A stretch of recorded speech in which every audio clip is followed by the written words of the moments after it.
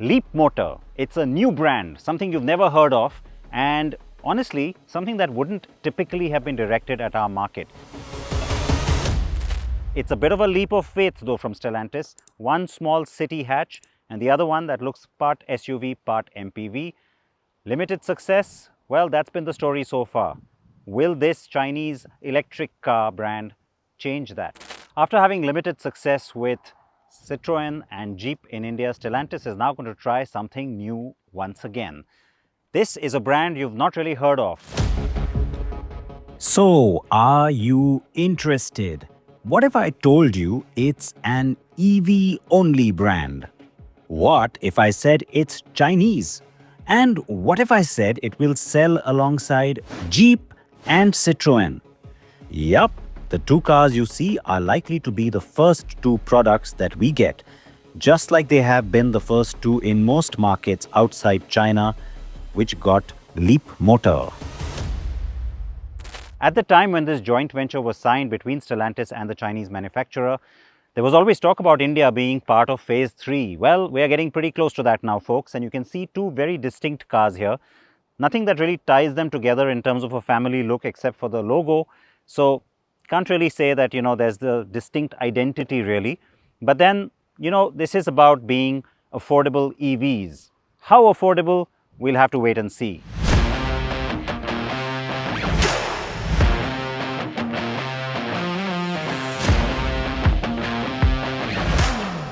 Today, it's just an idea of getting to know these cars or a first impression about them, what they offer, what the big deal is, or even if there is a big deal.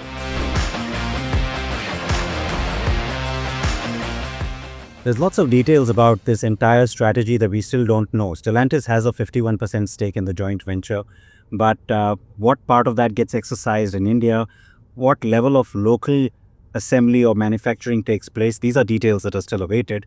And I really hope that Stellantis manages to really cost optimize this production, because as things stand, if you just do a sort of a comparison of pricing between how these cars are positioned here in Europe and just translate that or convert the currency, we're talking about over 30 lakh pricing for something like this.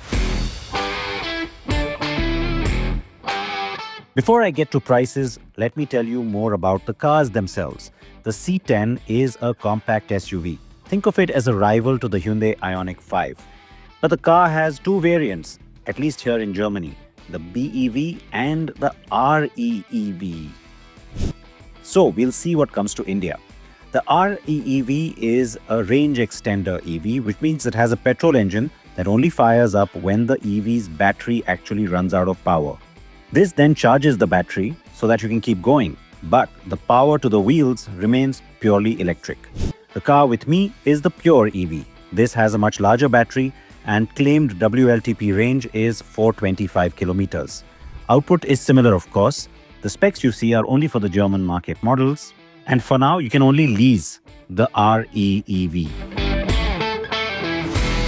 When you look at the car, it seems like the materials are all right. It's well put together, but it feels a little basic. It feels a little simple.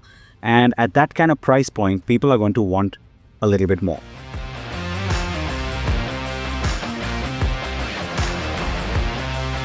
First impression is all I'm getting into today because I'm not spending extensive hours with this car. And the first impression is that it's very easy to drive. It's very maneuverable, it's very light. In fact, it feels like a smaller, lighter car than what it actually is. And a large part of that has to do with the steering. It's kind of really simple and almost a little too soft, a little too loose. I don't get enough feedback from it, so to me that's a little disconcerting, but Indian buyers love a steering that's very smooth and very easy. This could work from that perspective, but otherwise, it's not the car that's very sporty, but everything else, the screens, the ADAS systems, just the functionality of it all has been done quite well.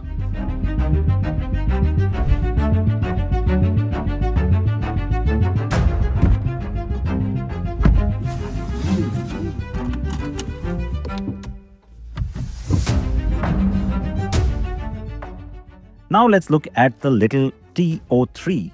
At just over 3600 millimeters, it's smaller than a Tata Tiago, but it's bigger than the MG Comet.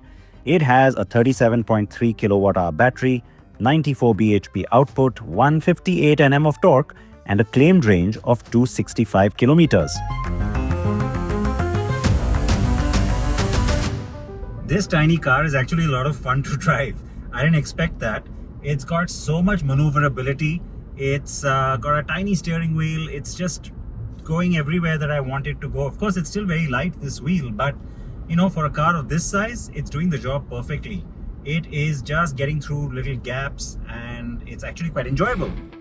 Yes, it does sound perfect for Bangalore's traffic or Pune's narrow lanes. ADAS is a little aggressive, but you know, you get used to that. Overall, I have to say that this one, with its artificial e-sound and its overall response, is a lot more fun actually to drive. Alright, let's try and make a nice little tight little turn. Oh, that's pretty cool. Even the ride quality on this one just feels a little better. Feels more ample despite its small dimensions. It's a perfect cute little city hatch and it's surprisingly comfortable too.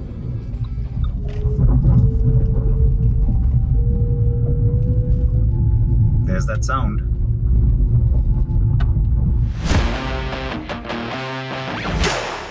So what's the catch? Well, the pricing is looking pretty steep to me. The T03 is priced at almost 19,000 euros in Germany. With just a simple conversion, that puts it at over 19 lakh rupees. That's not going to work, is it? And the C10 starts at 37,600 euros, which is a whopping 38 lakh rupees. So let's see what pricing Stellantis finally arrives at for Leapmotor cars in India. I'm sure that there will be some thought out strategy, and so I'm willing to give them the benefit of doubt at this stage, especially since these cars are expected to be assembled locally. But do you like what you see? Or if there's something that you don't like, tell me either way, but react to these cars.